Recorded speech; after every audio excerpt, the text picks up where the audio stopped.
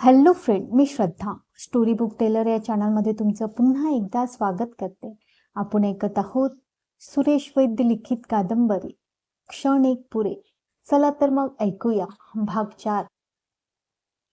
कोल्हापूरहून मुंबईला जाणाऱ्या सह्याद्री एक्सप्रेसच्या फर्स्ट क्लासच्या कंपार्टमेंटमधल्या एका सीटवर बसलेली सुप्रिया हातातल्या कुठल्या तरी मॅगझिनची पानं चाळत होती. मधूनच तिचं लक्ष जवळच ठेवलेल्या आपल्या सुटकेसकडे जात होतं, ज्यावर तिचं नाव लिहिलं होतं, मिसेस सुप्रिया देवांग कुबेर. 15 दिवसांपूर्वीच देवांगने रजिस्टर पद्धतीने तिच्याशी विवाह केला होता. सुप्रियाच्या वतीने किरणने साक्षीदार म्हणून सही केली होती, तर देवांगकडून साक्षीदार म्हणून इंदू मावशीला उभं करण्यात आलं होतं. देवांगला जवळचे कुणी नातेवाईक होते की नव्हते, असतील तर ते का आले नव्हते, किंवा देवांगने त्यांना का बोलवलं नव्हतं, असलं काही त्याला विचारायचं धाडस सुप्रियाला झालं नव्हतं. त्यानेही स्वतःहून त्याबद्दल काही खुलासा केला नव्हता. तसंही देवांग स्वतःबद्दल फार काही बोलायला सांगायला उत्सुक नसतो, ही गोष्ट सुप्रियाच्याही लक्षात आली होती. ज्या दिवशी विवाह झाला त्याच दिवशी संध्याकाळच्या विमानाने देवांग अहमदाबादला निघून गेला होता. अहमदाबादला असलेल्या त्याच्या केमिकल फॅक्टरीत कसला तरी छोटासा अपघात झाला होता. त्यासाठी तिथं जाणं त्याला आवश्यक होतं. खरं तर सुप्रियालाही आपल्याबरोबर घेऊन जायला तो तयार होता, पण किरणला पुढे करून सुप्रियाने त्याच्याबरोबर जायला नकार दिला होता. किरण, प्लीज, ती किरणला म्हणाली होती. तू त्याला सांग सुप्रिया आणखी 15 दिवसांनी येईल म्हणून. अगं पण का? आता त्याच्याबरोबर जायला तुझी काय हरकत आहे? किरणने आश्चर्याने विचारलं होतं. हरकत अशी नाही, पण नेसत्या कपड्यांवरच त्याच्याबरोबर जाणं मला प्रशस्त वाटत नाही. म्हणजे काय? किरणने काहीसं गोंधळून सुप्रियाकडे पाहिलं होतं. सुरुवातीपासूनच माझ्या छोट्या मोठ्या गरजांसाठी मला त्याच्यावर अवलंबून राहायचं नाहीये. प्रत्येक वेळी त्याच्यासमोर त्यासाठी तोंड विंगाळणं मला जमणार नाही. मम्मीने बँकेत माझ्या नावे काही पैसे ठेवले आहेत, अशा वेळी ते माझ्या उपयोगी पडतील. पण त्यासाठी कोल्हापूरला जावं लागेल, शिवाय बंगल्याचीही काहीतरी व्यवस्था करावी लागेल. या सगळ्या गोष्टीसाठी किमान 15 दिवस तरी लागतीलच, सुप्रियाने खुलासा केला होता. तू म्हणजे ना सुपी, किरण तिला समजवण्याचा प्रयत्न करीत म्हणाली. नको तिथे कसला अभिमान बाळगतेस? तुला जे हवं ते देणं पती म्हणून देवांगचं कर्तव्यच आहे. त्यात अवलंबून राहण्याचा किंवा तोंड विंगाळण्याचा प्रश्न येतोच कुठे? तुझं आपलं काहीतरीच. नाही किरण, निदान एवढं तरी माझं ऐक. मला असं एकदम त्याच्याबरोबर जायचं नाहीये. तो आता तुझा पती आहे सुपी. म्हणून काय झालं? कदाचित नंतर तुला न्यायला येणं त्याला जमणार नाही. एकटीलाच जावं लागेल तुला. चालेल, एकटी जाईल मी, सुप्रिया मान डोलवत म्हणाली होती. नंतर म्हणू नकोस. पहिली वेळ असून देखील एकटीलाच जावं लागलं सासरी म्हणून. माहेर काय असतं तेच जिथं मला माहिती नाही, तिथं सासरमधला फरक मला काय कळणार, सुप्रिया काहीशा विषण्ण स्वरात म्हणाली होती. राहिला प्रश्न एकटीने येण्या जाण्याचा, तर तशी लहानपणापासूनच एकटीने येण्या जाण्याची सवय आहे मला. किती वेळा समजावलंय मी तुला, लहानपणापासून आतापर्यंत जे काही झालंय ते सगळं विसरून जा म्हणून. किरण तिच्या पाठीवर हात ठेवत म्हणाली होती. आता तुझ्या आयुष्यातला एक नवा अध्याय सुरू होत आहे आणि तेवढ्यासाठीच तू लक्षात ठेवावंच, असं मला अगदी मनापासून वाटतं. मलाही हे कळतंय किरण, पण मनाला समजावणं एवढं सोपं असतं का? म्हणत सुप्रियाने एक उसासा सोडला होता. किरण गप्प झाली होती. सुप्रियाच्या मनातील खळबळ तिला समजत होती. ज्या व्यक्तीवर तिने प्रेम केलं, ज्याला गृहीत धरून भविष्याची स्वप्न पाहिली, तो अचानक कोणा दुसऱ्याचाच हात धरून निघून गेला आणि ज्याला कधी पाहिलं नव्हतं, ज्याच्याबद्दल मनाच्या पाठीवर काही उमटलंच नव्हतं, तो जन्माचा जोडीदार बनून आयुष्यात आला होता. मनात खळबळ माजणं साहजिकच होतं. पण अशा प्रकारच्या अचानक अनपेक्षित कल्पनाही न केलेल्या गोष्टी आयुष्यात घडतच असतात. त्या स्वीकारण्याशिवाय माणसापुढे काही पर्यायच नसतो. हे सगळं किरणने सुप्रियाला समजावलं होतं. देवांगबद्दल वाटणारी खात्री ठामपणे व्यक्त करीत ती म्हणाली होती, हे बघ सुपी, देवांगला जेवढं मी पाहिलंय, समजून घेतलंय, त्यावरून एवढं तर मी अगदी ठामपणे सांगू शकते की तो तुला कधीही अंतर देणार नाही. कदाचित तुला अपेक्षित असणारा प्रेमी तो बनू शकणार नाही, पण एक चांगला पती मात्र निश्चितच बनेल.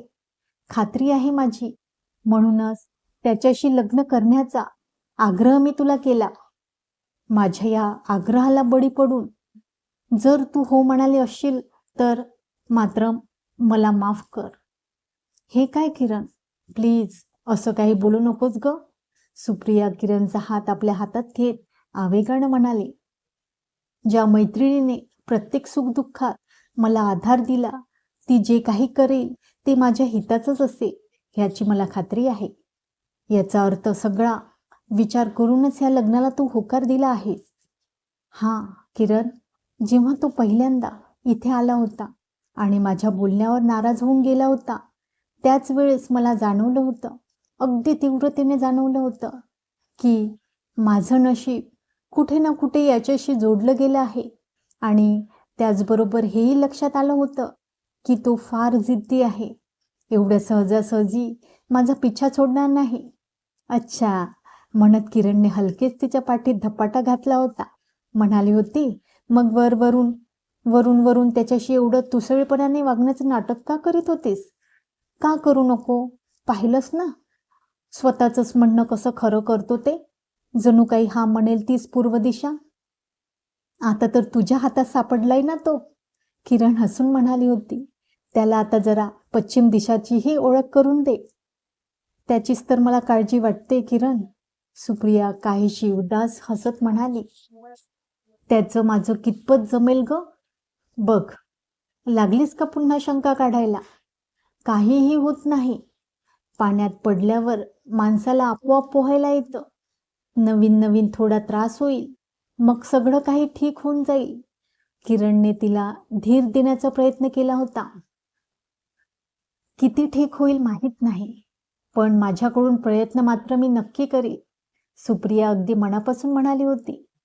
सुप्रियाच्या सांगण्यानुसार देवांगला सांगून किरणने 15 दिवसांनी तिला मुंबईला पाठवण्याची जबाबदारी स्वतःवर घेतली होती. देवांगनेही त्याला सहमती दिली होती. देवांग गेल्यानंतरही सुप्रियाला जवळजवळ आठवडाभर पुण्यातच थांबावं लागलं होतं. कारण किरण ज्याला असिस्ट करीत होती त्या वकिलाची एक अतिशय महत्त्वाची केस कोर्टात चालू होती. त्यामुळे किरणलाही शहर सोडून कुठे जाणं शक्य नव्हतं. एक आठवड्याने थोडी उसंत मिळताच किरण सुप्रियाबरोबर कोल्हापूरला आली होती.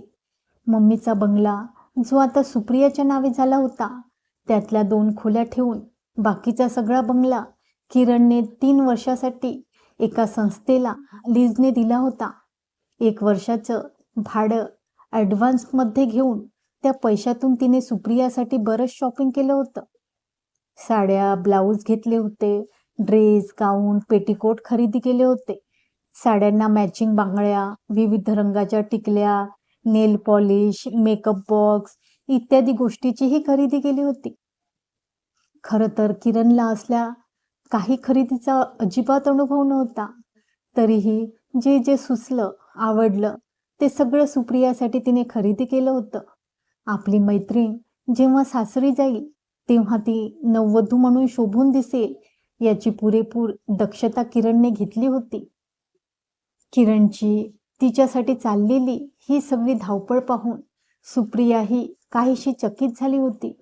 नकळत तिचे डोळे पाणावले होते.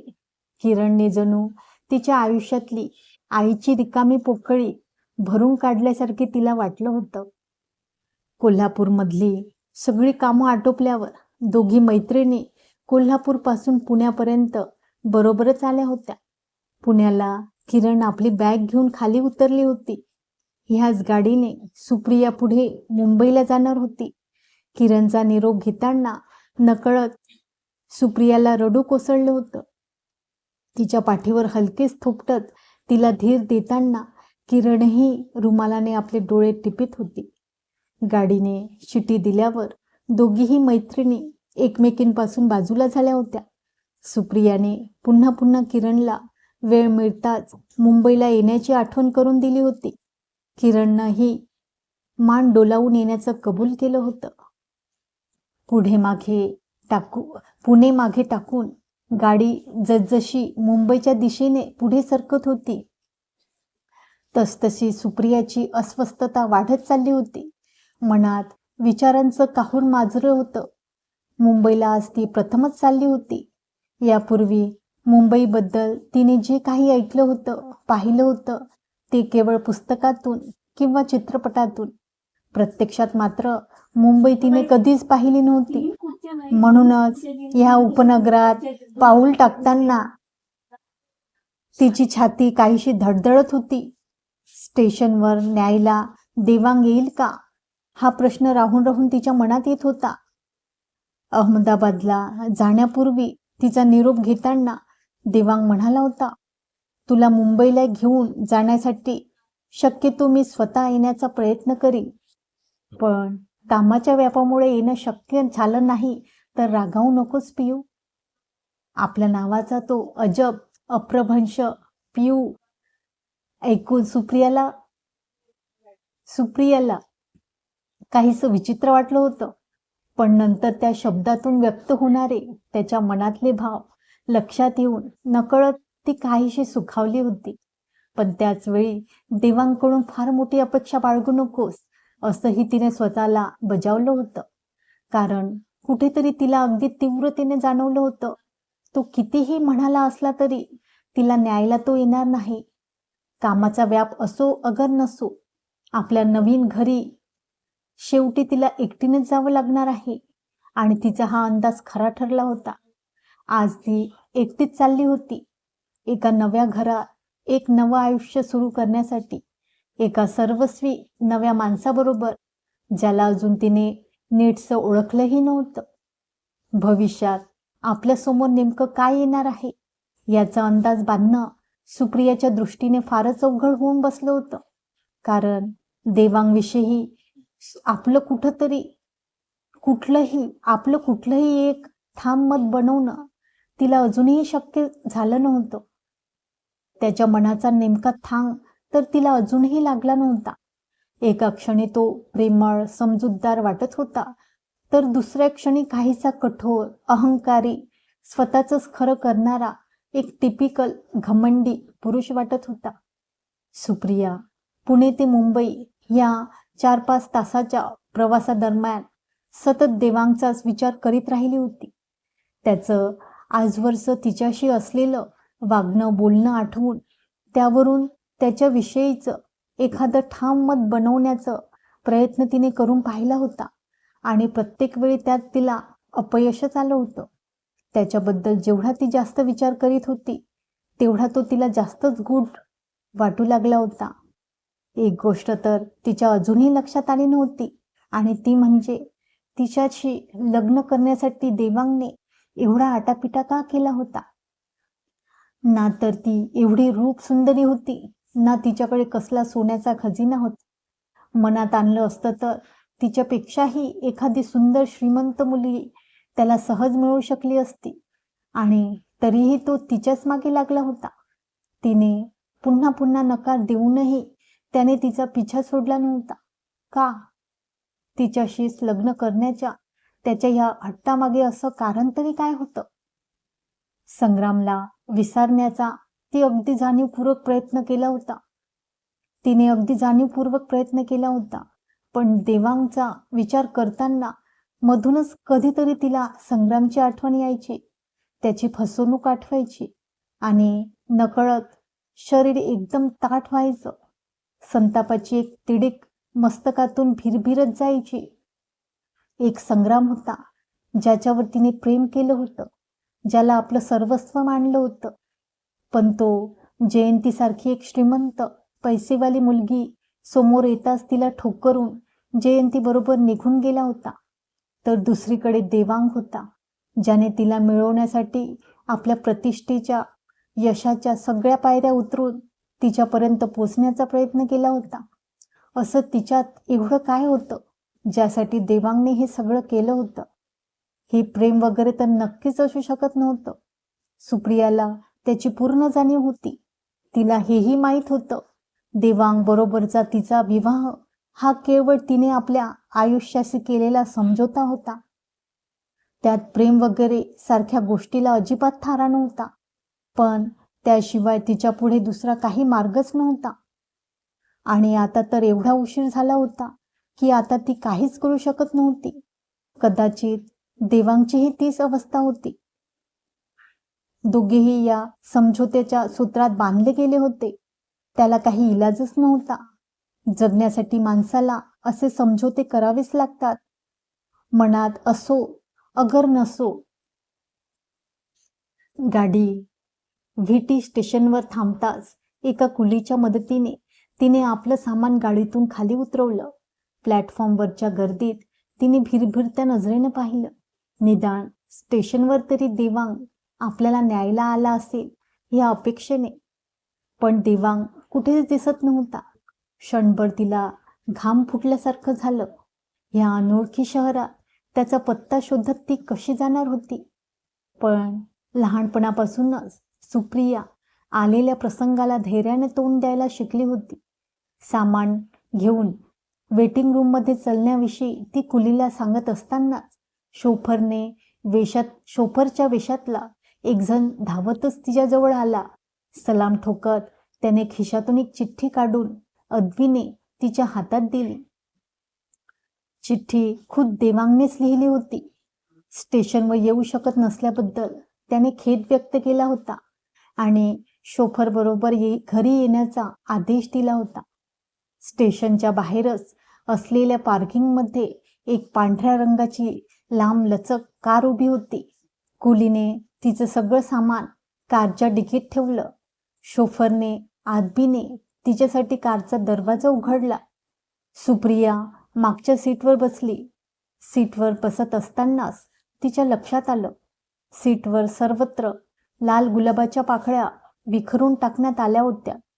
कार पार्किंग लॉटमधून बाहेर येऊन रस्त्यावरच्या गर्दीत मिसळली होती आणि मागच्या सीटवर बसलेली सुप्रिया विचार करीत होती. तिच्या स्वागतासाठी गुलाबाच्या पाकळ्यांची ही योजना देवांगच्या सांगण्यावरून करण्यात आली असावी की ही रसिकता खुद्द शोफरने दाखवली असावी. चला तर मित्रांनो, आता येथेच थांबूया.